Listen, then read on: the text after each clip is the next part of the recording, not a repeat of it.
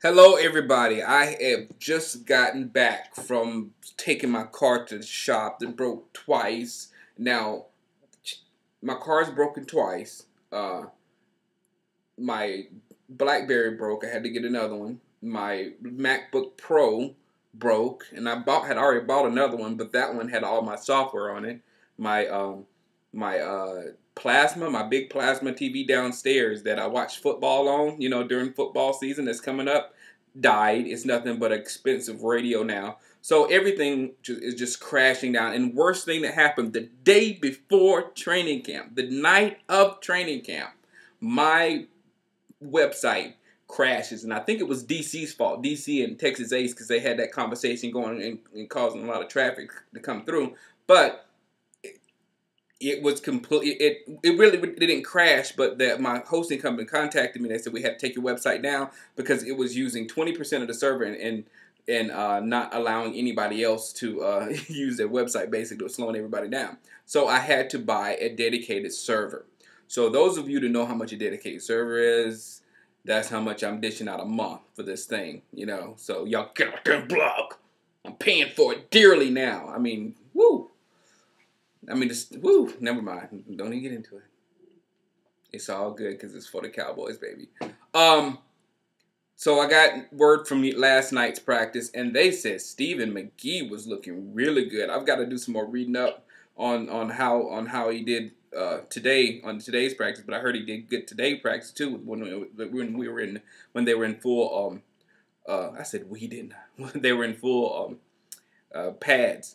But they said Tony Romo looked bad yesterday, but good today. And when they said he looked bad yesterday, I know some people got mad at people that said he looked bad. But quit getting mad at people for saying Tony looks bad. Sometimes Tony looks bad. I've seen him in training camp every day since he's been with the Cowboys. This is the first time I'm not there watching Tony Romo play. And sometimes he looks like a superstar, and sometimes not so much. That's Tony. He's not Troy Aikman. Troy Aikman went out there every day and did his job, and the ball never touched the ground and he went in. Just not Tony. Different quarterback, different cat. Sometimes he doesn't do as well. But another thing, they said Tashard Choice is killing. And I told y'all, as soon as we drafted Tashard Choice, he was a killer running back. And he might have better all-around skills than Marion Barber because he's catching the ball well out the backfield. He can do anything.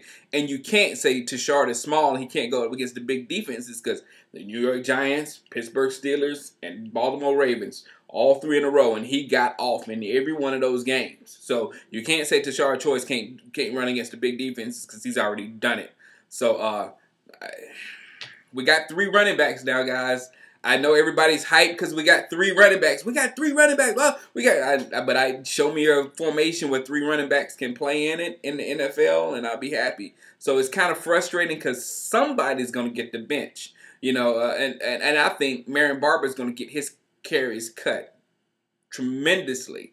So it may have been a missed opportunity there. If you look at it through the general manager spectrum of seeing what you can get for a player before their value drops. Because Marion Barber's going to still be as good as he is.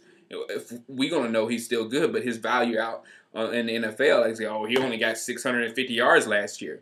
Only reason why, because we was giving the ball to Felix Jones, and we were giving the ball to Tashard Choice too. So I don't know how I feel about that because Marion's probably my favorite player, but still, I bleed blue for the star. Whatever's best for the star, I'm with it. What else? Oh, DC Fanatics doing a radio show every day at 2 o'clock Eastern. I'm pretty sure it is. It was 1 o'clock, but he just changed it to 2 o'clock Eastern at DCFanatic.com, DC Fanatic Radio. So go there, call in, and he'll tell you everything. Because DC, if you hadn't been to his blog good gracious, he has everything. But all right, I'll let you guys later. I'm trying to think of anything else to talk about. Oh, Isaiah Stanback. They said that he's doing really, really, really, really good. And somebody wanted me to clarify since he hadn't done real good ever. But and I've been to every